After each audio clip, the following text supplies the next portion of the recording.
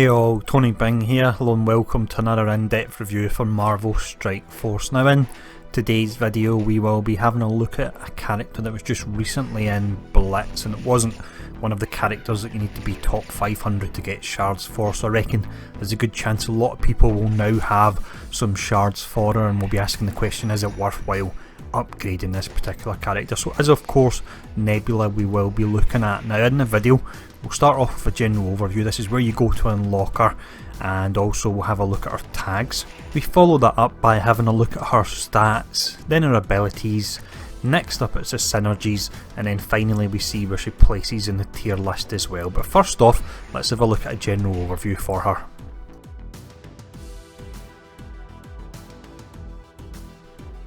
Gamora is quite an interesting character then, and she's one that I've seen very varied opinions on. I've seen some people saying she's terrible and other people saying she's great, and throughout this video we'll see where I actually sit with my opinion on her. But firstly, if we have a look at her tags, you've got villain, cosmic, tech and then brawler. The important one there is a cosmic because that campaign can be pretty tough and she can help you out in it, and also tech can be relevant because you have a certain hero that can actually provide extra crit chance to tech characters, but we'll discuss that more when we do get to the synergies section.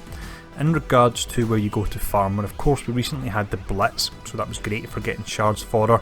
She's also available through Heroes 4.9, which is nice and early, and Nexus 1.3, which is a little bit later on, but it's certainly not as hard as some of the later campaign missions, so you should be able to get there without too many problems. Now with all that covered anyway, we'll now check out her stats.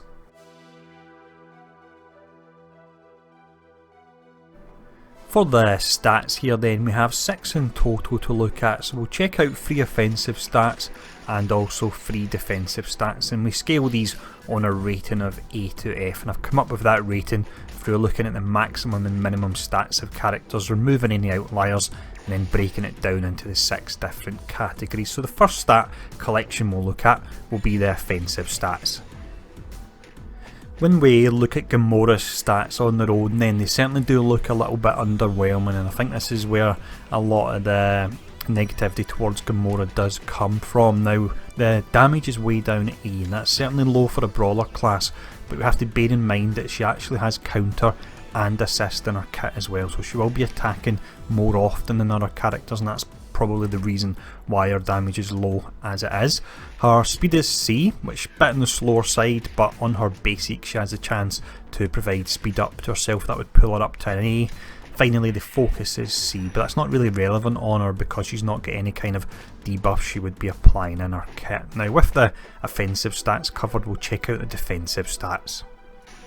When we look at the defensive side of things, they are very similar to the offensive in that the base stats are pretty underwhelming. You can see it's D for health, C for armour and also D for resistance, making her a bit more susceptible to debuffs. Now despite all that, her survivability is actually really pretty good, and she can be quite annoying to fight as when she's in the enemy AI, because we know they have higher chance of proccing effects, and what she does have is evade and also revive, and I've actually seen her, when I've been fighting her once or twice, revive sometimes like 4 or 5 times in a row. And the animation's great, it's straight out of Guardians of the Galaxy where she kind of fixes herself on her broken arms and so on, so it looks great, but it can be quite frustrating to play against. But what we'll check out now anyway will be her abilities.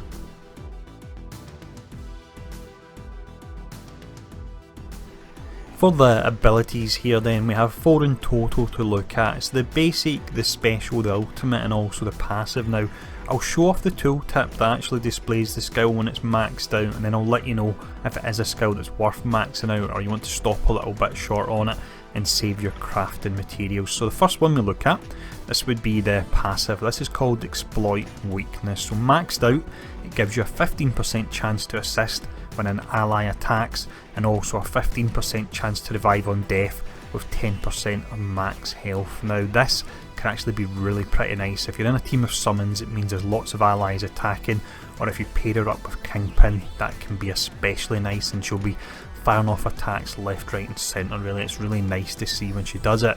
Now in regards to how high you want to take this, I would max it out, because if you don't, you're only getting the 10% chance to assist when an ally attacks, and I think that is something that's most definitely worthwhile getting as high as you possibly can on her. Now the next skill we check out is the basic. For the basic, we've got a pretty simple skill here. This is just single target damage. It does have a buff added into it as well though. This is called Relentless Pursuit. So with this you attack the primary target for 280% damage and you gain speed up for 1 turn with it. Now that's it maxed out.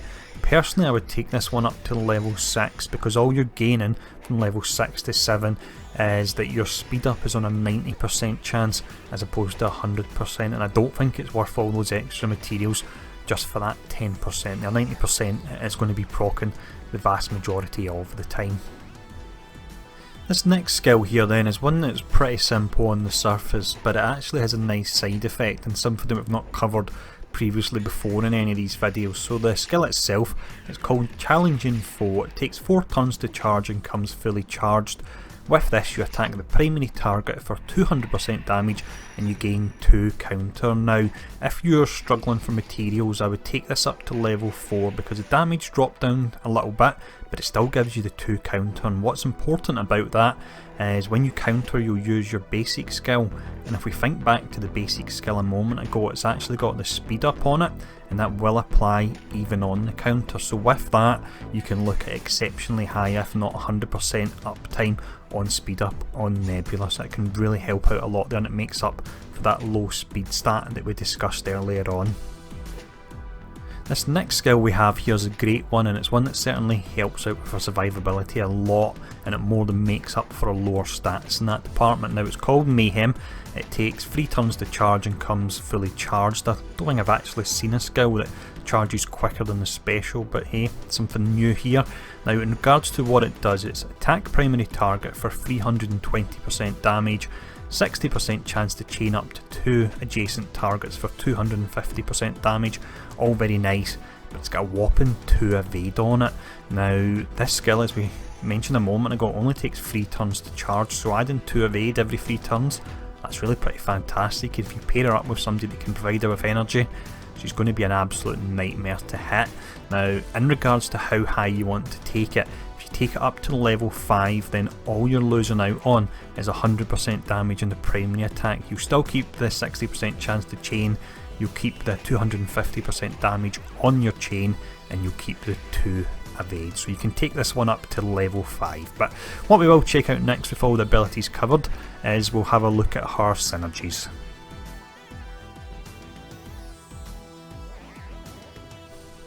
When it comes to allies that Nebula can work well with, I've actually got quite a few here. Now sadly Gamora is not one of them, there's no kind of synergy there, which is a pity, and hopefully in time we'll get at least something there. Just from a flavour perspective, it would be good if they acknowledged the relationship between the two. Now when we look at the other characters anyway, we have Captain America and Luke Cage, so it's good to have a tank to take some of the pressure off her, but these two particular tanks can provide her with energy, getting the ultimate up even quicker, meaning she can stack more of that awesome evade. Next up you have Iron Man. He can provide increased crit chance to tech characters, and she's got the tech tag of course. You then have Kingpin, and this one can work really nice because when Kingpin's passive is maxed out, he has a 25% chance when a villain attacks to get an ally assist. So you've got the fact that she can proc an assist potentially off the initial villain attacking, but she can also proc an assist off the assist, if that makes sense as well. It's something that's pretty great when it does happen, and she'll be jumping all over the screen. Now the final 2 allies we look at here are summoners, because this can work very well with her passive. The more allies you've got, the more chance she has got to assist, and especially with Nobu, because he can add counter, pull that up even higher for her, and he also has an additional 5% chance to revive, so that'll stack with her revive on her passive as well. So awesome combo there. Now next up we'll have a look at enemies you want to avoid. When it comes to characters you want to avoid when playing as Nebula, we've got 2 real categories here. The first one is Hawkeye and Wolverine. Now they're relevant because they have skills that do unavoidable damage. I think all of Hawkeye's skills are unavoidable, as they should be. It's Hawkeye after all.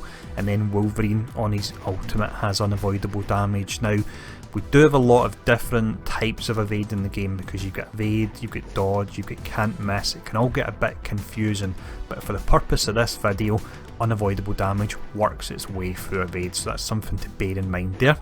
Other characters that can give her a bit of trouble, and the reason for this is they're characters that have pretty high hitting attacks on their first turn, and they can actually potentially take her out before she can get going and stacking all the different buffs on her.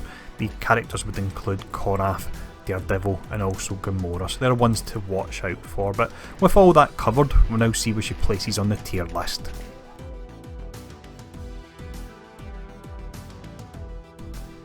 For this tier list here then, we've got 5 different ratings, the strongest characters being on the left, and as we work our way from left to right, the characters get progressively weaker until we're way down at level 1. Now, in regards to Nebula's rating, this is one that I think you would have some people that might even have an as high as a Mega, and other people that would probably say she was level 1. Now, I'm not playing it safe here with where I'm placing her slap bang in the middle. I would say that she's a level 3. I feel that she is on par with characters such as Elektra and Winter Soldier, and that she's a very good character, but she is to an extent interchangeable, and there are other characters that can take her place in teams. She's not one that provides an aspect that's unique that no one else can provide. Now, if we look at the positives anyway, you've got the fact she can help out in the cosmic campaigns, that's always good. She's a nice easy farm, you can get quite a nice return on the skills in that you don't have to max them all out to start to get things like your double counter and your double evade. And of course in her kit she's got the speed up, the counter, the evade, the revive, all pretty nice. And then you've got that sweet Kingpin combo with all the different assists. When it comes to downsides, it's simply the fact that a lower kit is fully stacked and there's a lot in it. It seems that it's all in there to almost compensate for the fact that she has got the lower stats, so rather than the full kit pulling ahead of other characters, it almost pulls it up to be on par with those particular characters. But she is a really fun character, and even though a character's in level 3, it doesn't mean it's not one that you shouldn't farm and you shouldn't concentrate on, because personally I'm trying to max out Elektra even though she's a level 3 character, because I still do like her and she can offer a lot to the teams that I place her in. But that is another one done.